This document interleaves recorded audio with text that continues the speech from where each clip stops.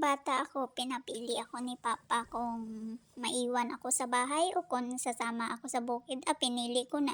Gusto ko sumama sa bukid kasi magbantay ng kalabaw. Tapos, pag wala namang, nandyan lang yung kalabaw nagkakain ng damo. Maakyat ako sa niyog, o, di ba? Tapos minsan, ang saya-saya pa. Tapos ayaw ko talaga sa bahay kasi maraming lilinisin. Tapos minsan pag once nga anong ginagawa ni papa, tumutulong rin ako. Tapos sabi nga noon, akyat na sa niyog para itinda yung niyog para sa palengke ba. So makyat din ako tapos kuha ng niyog. So ang saya pag once nga ikaw ay laging kasama sa bukid, tapos marami kang makukuha. Minsan, mga mais, yun, nasugba namin. Yun, nagakuha lang kami ng mais, tapos, mabilis. O, meron ba ba yung kabataan ngayon nga may kagaya ko noon? Katulad, makamis yun ng noon dati. Na-miss ko yun. Pag umuwi sa bahay, hindi na ako nakakain ng kanin. Tapos pinapagalitan ako ni mama.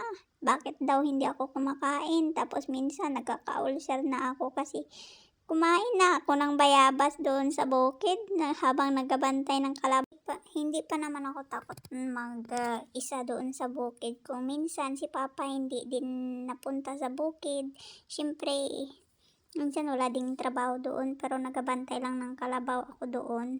Minsan gusto ko ring mag-isa. So bali minsan pag once nga umaga, tanghali na, hanggang tanghali yung kalabaw nasa doon sa tubig. Tapos pagpuntahan lang yan pag once nga hapon na nga magkwana naman, kakain na naman ng damo sila.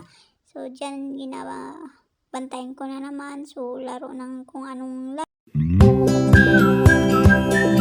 Yung mga kabataan ngayon, hindi na mautusan ng mga magulang ngayon. Ako noon, gusto ko talaga, lagi ako doon sa bukid. Lagi ako magbantay ng kalabaw. Marami pang kalabaw namin noon. Mga ilan yun, mga 5 kalabaw yata ang ginabantayan ko. Mahilig talaga ako sa kalabaw. Tapos mahal na mahal ko yung kalabaw.